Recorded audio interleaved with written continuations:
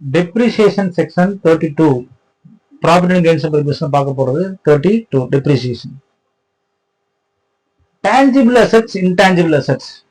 first tangible assets னா கண்ணுக்கு புலனாகும் சொத்துன்னு சொல்றாங்க. அப்ப building machinery plant and furnitures இதெல்லாம் உங்களுக்கு ஈஸியா தெரியும். பட் இன்டாங்கிபிள் அசெட்ஸ் தான் ரொம்ப முக்கியம். Know how copyrights trademark patent licence franchise or any other business or commercial rights. நான் இன்னைக்கு கூட சொன்னேன் கமர்ஷியல் ரைட்ஸ் வந்து என்ன சொன்னாங்க similar nature acquired one for it. அப்ப ரூட் பெர்மிட் கூட என்ன சொல்லுவாங்க ரூட் பெர்மிட்.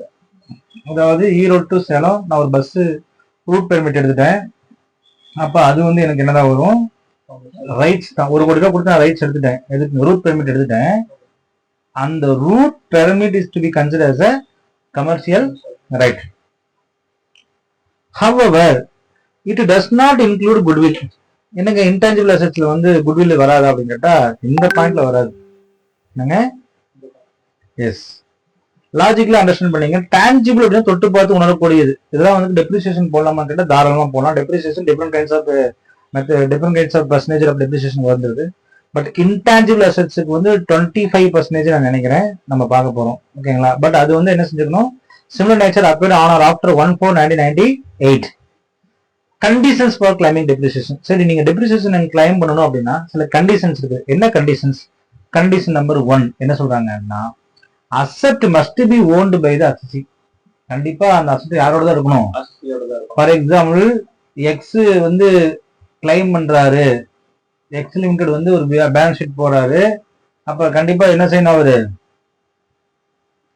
அவரு வந்து டெப்ரிசியேஷன் கிளைம் பண்றதா இருந்துச்சுன்னா அந்த எக்ஸ் லிமிடெட் பேர்ல தான் என்ன செஞ்சிருக்கணும் மெஷினரி. ஃபார் எக்ஸாம்பிள் மெஷினரிக்கு டெப்ரிசியேஷன் கிளைம் பண்றதுன்னா எக்ஸ் லிமிடெட் யாரு பேர்ல மெஷினரி வாங்கியிருக்கணும். Machinery should be purchased in the name of X Limited. அப்பதான் டெப்ரிசியேஷன் கிளைம் பண்ண முடியும். புரியுங்க இல்லையா? இல்ல ரவின்றவரு ப்ரொப்ரைட்டரா இருக்கிறாரு. என்னங்க ரவி இஸ் a ப்ரொப்ரைட்டர். அந்த ரவி அண்ட் கோன் வச்சுக்கிறாரு அந்த கம்பெனி கோட் நேம். அப்ப அவர் கண்டிப்பா என்ன செஞ்சுக்கலாம் அவரோட பேர்லயோ அல்லது ரவி அண்ட் கோ பேர்லயோ கூட வாங்கலாம், தப்பு இல்லை. ரவி அண்ட் கோவும் ரவி யார் தான் 2 பேருமே சேம் தான்.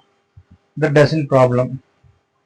சி அதுக்கு அடுத்தது முக்கியமானதான் கேக்குறாங்க என்னன்னா பெனிஃபிஷியல் ஓனர். என்னங்க beneficial owner assessee need not be a registered owner.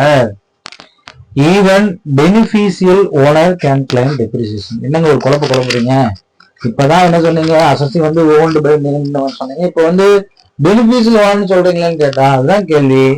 இந்த இடத்துல வந்து 2வது கண்டிஷன் என்ன சொல்லணும்னா asset must be used for the purpose of business or profession. இந்த பெனிஃபிஷியல் ஓனர் என்ன ஆயிடும்னா சார் நான் அசெட்டை வாங்கிட்டு அந்த அசெட்டை வந்து இன்னொருத்தர் கொடுத்துட்டுன்னு வச்சுக்கோங்களேன், அவர்தான் யூஸ் பண்றாரு. அப்ப என்ன சொல்றாங்க assessee need not be a registered owner. மேல என்ன சொல்றான் assessee must be owned by the assessee. Asset must be owned by the assessee. அந்த அசெட் வந்து கண்டிப்பா யார் வச்சிருக்கணும் அசெசி ஓன் பண்ணிருக்கணும். 2வது பாயிண்ட் என்ன சொல்ற beneficial owner assessee need not be a registered owner. இப்ப passive use versus active use. Use include active use as well as passive use. Active use means actual use of property for the purpose of business or profession, whereas passive use includes relative use. It means if a property was not actually used for business or profession but was ready to use in previous year, in such case assessee can claim depreciation of such assets. இது என்னங்க கொஞ்சம் குழப்பமா இருக்குது பாத்தீங்கன்னா the beneficial owner னு சொன்னோம் இல்லைங்களா. இந்த பெனிஃபிஷியல் ஓனர்ன்றது வந்து அவர் வந்து ரெஜிஸ்டர்ட் ஓனரே கிடையாது. ஆனா சப்ஸ்டான்சியல் யூசேஜ் யார் தான் பண்ணிட்டு இருக்கிறா. நல்லா புரிஞ்சுக்கங்க. நான் ஒரு மிஷினரி வாங்கி வச்சிருக்கிறேன். அந்த மிஷினரி நான் தான் ஓனரு. ஆனா அந்த மிஷினரி யாரும் யூஸ் பண்றேன் நான் எங்கிட்ட லீஸ்க்கு எடுத்து யூஸ் பண்ணிருக்கிறேன் 90% போது அதுக்கு டெப்ரிசியேஷன் எனக்கு கிளைம் நான் கிளைம் பண்றத விட அவர் கிளைம் பண்றது நல்லது 90%. சரி கிளியருங்களா? That doesn't matter. In case of joint ownership, sir அந்த அசெட்டுக்கு வந்து சரி பாதி 2 பேர், நான் 50% அவர் 50%. அப்ப டெப்ரிசியேஷன் என்ன செய்யணுங்க 50% தான் என்ன செய்யணும் யூட்டிலைஸ் பண்ணணும். So passive usage is active usages. அப்ப சொன்னாங்க sir use active use as well as passive use. Active use means actual use of the property for the purpose of business or profession. ஒரு xerox machine வாங்குறீங்கன்னா கண்டிப்பா நான் இந்த xerox எடுக்க போறீங்க. அதுதான் வந்து actual use of property of the purpose of business or profession. Whereas passive use includes ready to use. It means if a property was not actually used for business or profession but was ready to use in the previous year, in such a case assessee can claim depreciation on such assets. அப்ப என்ன புரியுதுங்களா? என்னது? It means if a property was not actually used for business or profession but was ready to use in the but ரெடியா இருக்குது. என்னங்க ready? அது use ஆகல அப்படின்றதுக்காக நம்ம டெப்ரிசியேஷன் போடாம இருக்க முடியாது. நான் வாங்கி வச்சுட்டேன், ஒரு 2 வீலர் வாங்கி வச்சுட்டேன், வண்டி ஓட்டாமே இருக்குது, பட் டெப்ரிசியேஷனே சார் வண்டி ரன்னே ஆகலையே டெப்ரிசியேஷன் எப்படி போடலாம்னு சொல்லக்கூடாது.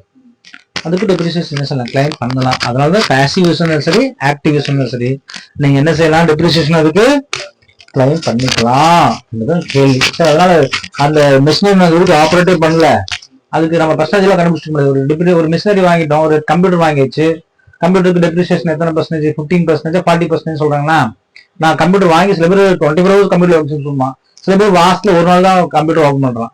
அப்ப அவனுக்கு அதிகமான டெப்ரிசியேஷன் இவனுக்கு கம்மியான டெப்ரிசியேஷன் நம்ம போட முடியாது, அதெல்லாம் கிடையாது. That is not consider. அதனால வந்து நம்ம என்னதான் செய்யணும், கண்டிப்பா இருக்கக்கூடிய டெப்ரிசியேஷன் நம்ம கிளைம் பண்ணிக்கலாம். அடுத்து என்ன சொல்றாங்க, property acquired on hire purchase. In case of hire purchase system, hire purchase system பொறுத்த வரைக்கும் when you pay the last payment then only you will become the owner of the property. Until you are substantial owner, substantial portion உங்க கையில இருக்குது, position உங்க கையில இருக்குது, ஆனா rights உங்களுக்கு வராது. அதான் சொல்றான், in case of higher purchase the buyer can claim depreciation even though he does not get a legal title. When he gets a legal title only when he pays the last installment, then only they will give, the financier will give the real title to you. Until you will not get a title in the sense license அல்லது அதோட RC book சொல்லுவீங்க. அந்த RC book நீங்க வண்டியோட கடைசி instalment கட்டினாதான் தருவாங்க அந்த RC book. அது வரைக்கும் ஆர்சி புக் உங்க கையில் இல்லை, இருந்தாலும் நீங்க டெப்ரிசியேஷன் கிளைம் பண்ணலாம். Because you are the legal owner of the. இருந்தாலும் ஆக்சுவலா பாத்தீங்கன்னா லீகலா இப்போதுக்கு ஓனர் இல்லை, ஆனாலும் நீங்க ஓனர் தான். சப்ஸ்டான்சியல் பார்ட் உங்க கையில தான் இருக்குது, இந்த பொசிஷன் உங்க கையில தான் இருக்குது, நீங்க தான் அதுக்கு ஓனரு. ஆனா பணம் கட்டானாலும் நீங்க ஓனரா ஆகல. அதனால நீங்க வந்து டெப்ரிசியேஷன் கிளைம் பண்ணலாம் கேட்டா கிளைம் பண்ணலாம். அப்ப பைனான்சியல் டெப்ரிசியேஷன் கிளைம் பண்ணக்கூடாது, நீங்க தான் கிளைம் பண்ணணும். அது that is very important. Partly used for business or partly for profession. As per 38, if an asset is partly used for business or profession and partly used for personal purpose, then proportionate தான். சரி, அதுதான் உங்களுக்கு தெரியும் இல்லையா, நம்ம ஃபர்ஸ்டே சொல்லிட்டு computer வந்து உங்களோட பர்சனல் யூஸ்க்காக நீங்க யூஸ் பண்ணிட்டு இருக்கீங்க. 50% தான் என்ன செய்யறீங்க, நீங்க அபிஷியல் யூஸ்க்காக பண்றீங்கன்னா அப்ப டெப்ரிசியேஷன் நீங்க என்னதான் செஞ்சாகணும், பர்சனல் யூஸ் கழிச்சுட்டு மிச்ச வருது தான். அதாவது 50% இல்ல ப்ரொபோர்ஷனல், எத்தனை பர்சன்டேஜ் நீங்க யூஸ் பண்றீங்கன்னு என்ன செய்யணும் நீங்களே இத. பட் அந்த அசசிங் ஆபீசர் வந்து என்ன செய்யணும், நம்பணும். அதுக்கு தகுந்த மாதிரி நீங்க காரணம் காரியங்களாம் கொடுத்தீங்கன்னா it will be considered. Next வந்து capital expenditures on property by the lessee. Where an assessee being a lessee, lessee-னா குத்தகைக்கு எடுத்தவர், குத்தகைக்கு விட்டவர் கிடையாது, குத்தகைக்கு எடுத்தவர். When an assessee being lessee of property incurs any expenditures by way of improvement, extension, super constructions, etc. on a building being used for his business or profession, he is entitled to depreciate the rest of such expenditures. I told you already, if it is lessee is maximum usage of that assets, then he gets a depreciation because the owner of the property will not get a depreciation. Because if anybody wants the national, if anyone can get a depreciation means lessee எடுத்துட்டாரு. ஏன்னா அவர் தான் substantial part utilise பண்ணிக்கிறாரு, அவர் தான் வந்து improvement extension எல்லாம் பண்ணிக்கிறாருன்னா அப்ப இவர் தான் என்ன செஞ்சணும், கண்டிப்பா டெப்ரிசியேஷன் எடுத்துக்கொள்ள முடியும். கிளியருங்களா? அடுத்தது house property let out to tenant for smooth running of business. இந்த இடத்துல ஒரு குழப்பம் நம்ம எல்லாத்துக்கும் வரும். என்ன சொல்றாங்கன்னா, house property let out to tenant for smooth running of business. If an assessee let out property to his employee and where such letting out supports smooth flow of his business, then rent received from employee shall be charged under the hands of business or profession. என்ன sir சொல்றீங்க, house property தான் வரணும் இல்லையே, அங்க என்ன பண்ணிக்கிறீங்க, if an assets let out property to his employee, உங்க எம்ப்ளாயிக்கு, and where such let outing supports smooth flow of his business, உங்க பிசினஸுக்கு அவன் லெட்டர் போட்டனால பிசினஸ் என்ன ஃப்ளோ ஆயிட்டு இருக்குது. அவன் லெட்டர் போடாது வேற எங்கேயாவது வெளியே போயிடும், உங்க பிசினஸ் ஃப்ளோ ஆகாது. அதனால அந்த rent receive from employees will be chargeability எங்க தான் நம்ம வச்சிருக்கணும் சார். நீங்க கேப் இது இன்கம் ஃப்ரம் ஹவுஸ் ப்ராப்பர்ட்டி தானே சொன்னீங்க, அப்ப என்ன கிடையாது இது இன்கம் ஃப்ரம் ஹவுஸ் ப்ராப்பர்ட்டி தான் போய் இதுல போகக்கூடாது. சரி, பிசினஸ் பர்பஸ் தான் போகக்கூடாது, இதுல போகக்கூடாது, இன்கம் ஃப்ரம் ஹவுஸ் ப்ராப்பர்ட்டி போகக்கூடாது. And such property shell be eligible for depreciation. என்னங்க eligible for depreciation?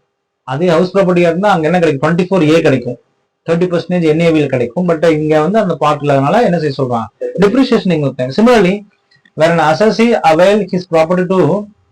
available his property to any government agencies for locating branch of nationalized bank, police stations, post office, tax office, railway staff quarters, etc. for the purpose of running business of assessee more efficiently, then such letting out shall be deemed to be incidental to business and depreciation of such buildings shall be allowed under section 32. So it is also very clearly indicating that if any assessee has letting their building to railway station or who's that police stations and nationalized banks for rental purpose, then your business used to be considered as a business.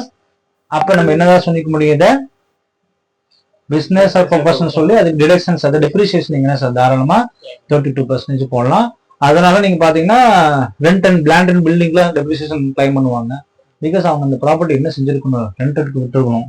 சில பேர் வந்து business property வச்சிருந்தாவே போடலாமான்னு கிடையாது, இந்த கான்செப்ட்ல வந்து உட்காந்துருக்கணும். எதுங்க இவங்க ஏதாவது லெட் அவுட்டுக்காக கொடுத்துக்கணும், இல்லாட்டி ஸ்டாஃபுக்கு ஏதாச்சும் என்ன செய்யணும் தங்குறதுக்காக கொடுத்துருந்தா அதுல இருந்து இவங்க ரெண்ட் ரிசீவ் ஆகி அதுலதான் என்ன செய்ய முடியும், நம்ம பிசினஸ் இன்கம்ல டெப்ரிசியேஷன் நீங்க 2032 கிளைம் பண்ணலாம் அப்படின்னோட டெப்ரிசியேஷன் நிறைவடையுது.